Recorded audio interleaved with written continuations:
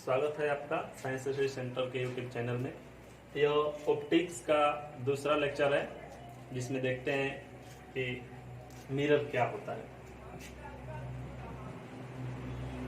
Mirror जिससे प्रकाश टकरा कर वापस आता है, जिसमें प्रतिबिंब बनता है, वो होता है मिरर।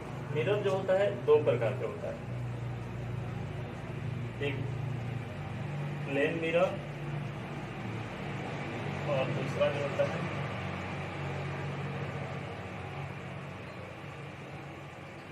स्फेरिकल मिरर, गोलीय दर्पण और समतल दर्पण।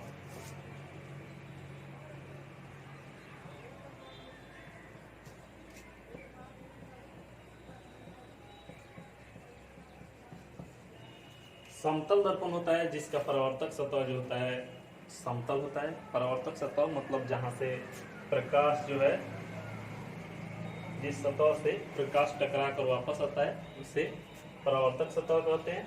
तो समतल दर्पण जो है यह है।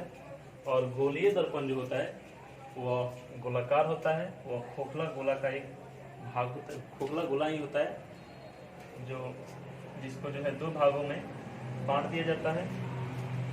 दो भागों में जब बांट देते हैं तो यह हो जाता है एक उत्तल और एक हो जाता है अवतल, जिसका जो है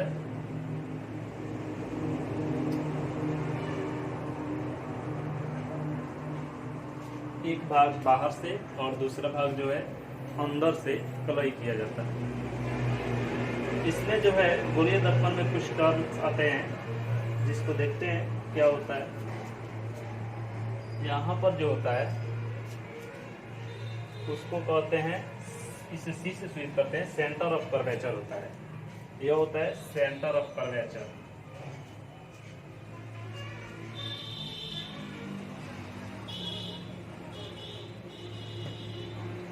यह सेंटर ऑफ कर्वेचर मतलब केंद्र होता है, जैसे गोला में केंद्र होता है वैसे ही यह होता है। और यहाँ पर जो होता है एक सीधी रेखा यदि खींचा जाए जिसको प्रधान अक्ष प्रिंसिपल एक्स प्रधान अक्ष होता है। और यहाँ पर जहाँ पर लास्ट पर आता है यहाँ पर होता है पोल, दोनों तरफ होता है।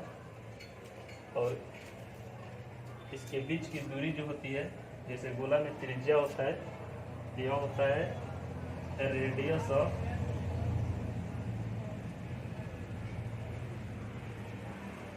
कर्वेचर, वक्रता त्रिज्या। ये सब इसके जो है कुछ टर्म्स है। जो सेंटर से पोल तक के बीच की दूरी होती है वो होता है रेडियस ऑफ कर्वेचर। दोनों में होता है उत्तल और अवतल, दोनों मिरर में। और उत्तल और अवतल जो होता है यह गोलीय दर्पण का ही एक भाग होता है।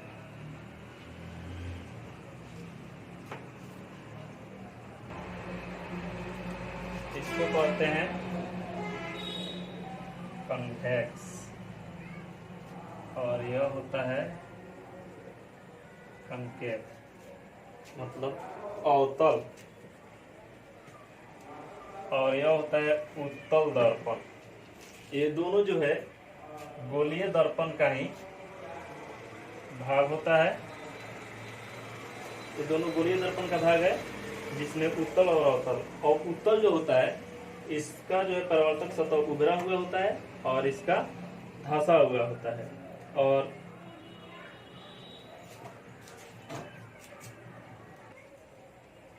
चलिए अब देखते हैं किरण आरेख के बारे में। जो इस दर्पण से जो है प्रकाश जब आता है तो किस तरह से वो मुड़ता है और किधर से जाता है। तो इसके नियम होते हैं कुछ, दोनों दर्पण के लिए भी नियम होते हैं। पहला है, देखिए यहाँ पर जो है दोनों दर्पण दे दिए उत्तल और अवतल। जब यह प्रधान अक्ष है, जब प्रधान अक्ष के समानांतर यदि कोई किरण आता है तो वह दर्पण से टकराने के बाद, कोई भी दर्पण उत्तल या अवतल, टकराने के बाद जो है वह फोकस से ही होकर गुजरेगा। जिससे गुजरेगा, जिस प्रधान अक्ष पर कटेगा उसको कहते हैं फोकस। यहाँ पर जो है फोकस पर कटा है।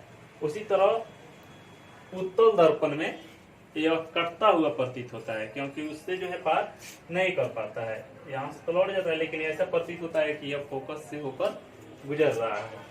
ठीक, यदि किरण उस फोकस से होकर गुजरे, डायरेक्ट फोकस से होकर जाए, यदि किरण फोकस से होकर जाता है तो वह दर्पण से टकराने के बाद जो है उसके समानांतर हो जाता है, इसके उल्टा है, विपरीत है। उसी तरह इसमें भी होता है, जैसे वह फोकस पर आता हुआ प्रतीत होता है, फोकस पर तो जा नहीं सकता है इसमें, तो फोकस से आता हुआ प्रतीत होगा तो जैसे ही यहाँ से टकरा कर वह उस प्रधान अक्ष के समानांतर हो जाता है। इसका दूसरा नियम है यह।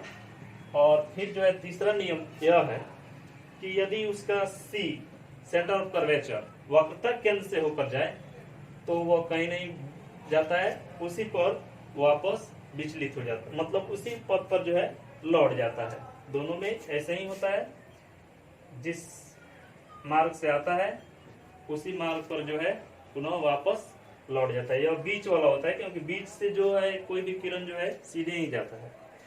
यदि वह पोल पर आता है, ध्रुव पर आता है, ध्रुव पर जब आएगा तो वह जिस कोण से आता है उसी उतना ही कोण बनाते हुए उसकी विपरीत दिशा, मतलब नीचे की तरफ मुड़ करके और सीधे जो है उसी माध्यम में चला जाता है। यह जो है 4 नियम होते हैं किरण के, जो उस दर्पण से जो है टकराने के बाद वापस चला जाता है। देखते हैं एक बार फिर से, ये गोलीय दर्पण में ही, गोलीय दर्पण का ही एक यह जो है भाग है। जैसे यहाँ पर सी था वक्रता केंद्र, और यह जो है पोल, यहाँ पर भी पोल, दोनों के बीच जो दूरी होता है वक्रता त्रिज्या होता है, उसी का जो भाग होता है अवतल और उत्तल दर्पण होता है, जिसको काट दिया गया है। यहाँ पर देखिएगा यह जो है इसी का भाग जो है हटा दिया गया है। तब यह जो है किरण है, और यह प्रधान अक्ष जो होता है इसके समानांतर आया, और जिस बिंदु पर कट रहा है वह होता है फोकस, इसको कहते हैं फोकस या मुख्य फोकस। उसी तरह इसमें भी किरण आया और जिस से होकर गुजर रहा है वहां पर जो होता है फोकस। यह पोल और फोकस जो होता है इसके बीच की दूरी जो है फोकस दूरी हो जाएगा, और फिर सी जो है वक्रता केंद्र और पोल के बीच की दूरी जो हो जाएगा वह हो जाएगा वक्रता त्रिज्या, जिसे आर से सूचित करते हैं। आगे जो है इससे बने प्रतिबिंब के बारे में जानेंगे कि कहाँ जो है किस प्रकार किस प्रकृति का प्रतिबिंब बनता है, और दर्पण सूत्र को भी सिद्ध करेंगे ना। और जो है इस चैनल के नीचे जो है आप जो है हमारे व्हाट्सएप से जुड़ जाइए और इसका PDF और क्वेश्चन को जो है लेते रहिए जानकारी। धन्यवाद।